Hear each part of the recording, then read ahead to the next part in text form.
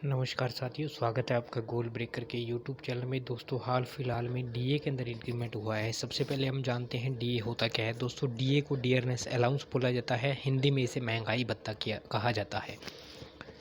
उसके बाद हम दूसरी बात करेंगे एचआरए। एचआरए क्या होता है? एचआरए होता है हाउस रेंट अलाउंस, जो आपको घर दिया जाता है या घर न देने पर आपको जो उसकी बदले में एवज में उसमें पैसे दिए जाते हैं, उसके अंदर भी बढ़ोतरी हुई है। डीए में और आपके एचआरए में बढ़ोतरी हुई है। उसके साथ साथ आपकी सैलरी के अंदर कितना इजाफा है, इसकी हम कंप्लीट इन्फॉर्मेशन लेने वाले हैं। चलिए आज की वीडियो को शुरू करते हैं। उससे पहले जितने साथी चैनल पर नए हैं वो चैनल को सब्सक्राइब कर लीजिए। मेरे पास यहाँ पे 2 पे स्लिप है। मैं सभी पे स्लिप को आपको कंपेयर करके दिखाऊंगा। 2 पे स्लिप को, पहली और दूसरी को कंपेयर करके हम जानेंगे कितना इंक्रीमेंट हुआ है।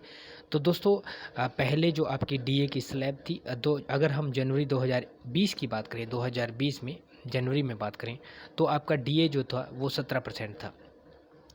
इसको इंक्रीमेंट करके इसके अंदर 3 बार इंक्रीमेंट हुआ और चौथी बार जो इंक्रीमेंट है वो हुआ है जुलाई 2021 में। तो अभी इसके अंदर 4 बार इंक्रीमेंट हो चुका है। आपको जो ये 17% का डीए है वो आपको जुलाई 2021 तक मिल रहा था। जुलाई 2021 तक आपको ये जो 17% है ये मिल रहा था।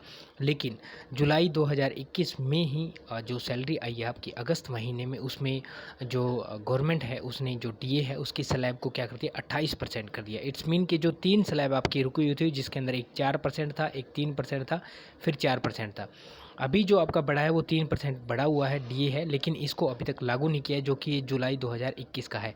ये जनवरी 2020, जुलाई 2020 और ये है आपका जनवरी 2021 का। इस तरह से ये तीनों स्लैब 11% आपकी बनती है और 11%, 17 प्लस में 11 जोड़ करके आपको डीए जो है वो 28% दे दिया गया है।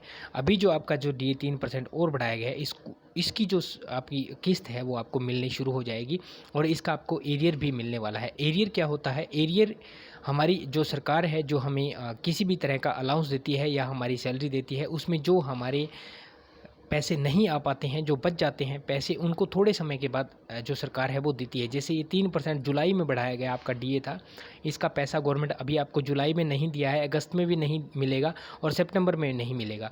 लेकिन जब अक्टूबर में ये पैसा मिलेगा तो इसके साथ साथ आपका एरियर यानी कि 3% जितना आपका हर महीने बनता है, वो जितने महीने का आपका बचा हो उस पैसे को मिला करके आपको दे दिया जाएगा। तो ये एरियर होता है। अब मैं आपको एक दिखाता हूँ पे स्लिप, कंपेरिजन करके हम देखते हैं। यहाँ पे कंपैरिजन के लिए मैंने 2 अलग अलग मंथ की सैलरी स्लिप रखी है। एक जो सैलरी स्लिप है वो आपकी आफ्टर डीए है, और यानी कि जो 11% इंक्रीमेंट है उसके बाद की डीए की है, और ये जो है ये आपकी 17% जब डीए था, ये 11% प्लस होने के बाद 28% डीए की जो ये सैलरी स्लिप की है। अभी मैं आपको यहाँ पे बताता हूँ, देखना। ये बेसिक पे 20,500 बेसिक पे है। यहाँ पे डियरनेस अलाउंस आप देखोगे तो 3485 रुपये है, 3,485 रुपीज़। और यहाँ पे अगर आप डियरनेस अलाउंस देखोगे तो यहाँ पे 507,040 रुपीज़ है, यानी कि 5,740 रुपया यहाँ पे है। और यहाँ पे एचआरए जो मैंने आपको बताया था, एचआरए के अंदर क्यों इंक्रीमेंट हुआ है, तो यहाँ पे एचआरए आप देखोगे 1,800 रुपीज़ है, और यहाँ पे आप देखोगे 1,845 रुपीज़ है, यानी कि 1,845 रुपये है।